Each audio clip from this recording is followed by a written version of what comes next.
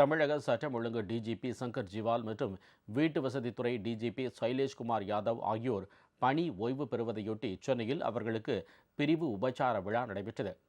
டிஜிபிக்கள் சங்கர் ஜிவால் மற்றும் சைலேஷ்குமார் யாதவ் ஆகியோரின் பணிக்காலம் நிறைவடைந்ததையொட்டி எழும்பூர் ராஜரத்தினம் விளையாட்டு மைதானத்தில் அவர்களுக்கு பிரிவு உபச்சார விழா நடைபெற்றது.